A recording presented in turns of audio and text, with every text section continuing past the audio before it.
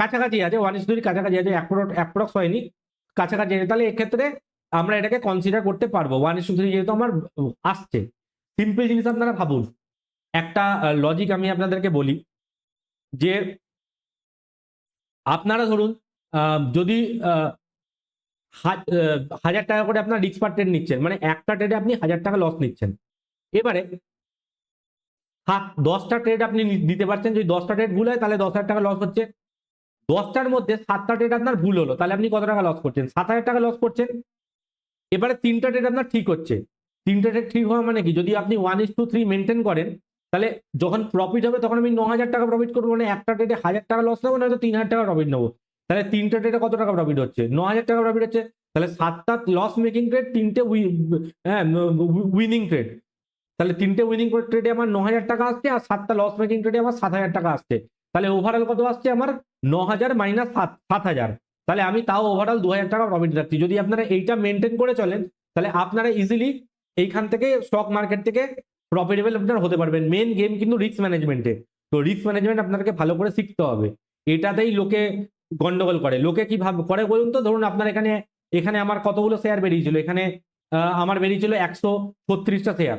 আপনার মনে হতে পারে 136টা শেয়ার, হ্যাঁ 136টা শেয়ার, আমার কাছে এত টাকার ক্যাপিটাল আছে, 136টা শেয়ার নিয়ে কি করব? আচ্ছা, আর একটা জিনিস আমি দেখিয়ে দিই এখানে। এবারে এখানে আপনার কত টাকা কনজিউম হচ্ছে? আপনার যদি 136টা আপনার শেয়ার হচ্ছে এখানে, তাহলে ক্যাপিটাল কনজিউম কত হচ্ছে এখানে? ক্যাপিটাল আপনার এখানে কনজিউম হবে, আমি যদি দেখাই আপনাকে যে এখানে আপনার ক্যাপিটাল কত কনজিউম হবে। এখানে ক্যাপিটাল কনজিউম বলে লিখছি এখানে। আপনার এখানে 136টা শেয়ার আছে। এন্ট্রি প্রাইস কত আছে? আপনার এন্ট্রি প্রাইস আপনার বেরিয়েছে 115 টাকা 15 পয়সা। তাহলে 115 টাকা 15 পয়সা যদি দুটোকে গুণ করে দেন, মানে কোয়ান্টিটির সঙ্গে এন্ট্রি প্রাইস, তাহলে আপনার বেরিয়ে যাবে কত টাকা আপনার ক্যাপিটাল কনজিউম হচ্ছে।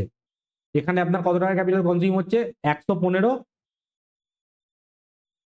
মানে মানে 115 ইন্টু 15, মানে এন্ট্রি ইন্টু হচ্ছে কি আপনার কত, যতগুলো শেয়ার নিয়েছেন। 136টা শেয়ার নিয়েছিলেন, তাহলে 136টা শেয়ারে কত? আপনার 15,000 টাকার ক্যাপিটাল এখানে কনজিউম হচ্ছে। আমি লিখে দিচ্ছি পাশে, 15,660 টাকা 40 পয়সা। তো এইটা আপনার কনজিউম হচ্ছে। তো এইভাবে আপনি দেখতে পাবেন যে আপনার ক্যাপিটাল কনজিউম হচ্ছে।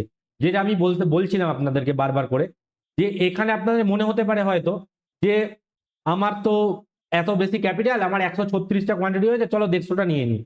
এই জিনিসটা যদি করতে যান, তাহলে আলটিমেটলি কিন্তু স্টক মার্কেটে আপনারা কিন্তু লস মেকিংই করবেন, প্রফিটেবল কিন্তু হতে পারবেন না। তাই এখানে কোনো রকমের মানে মাথা খাটানোর কিছু নেই।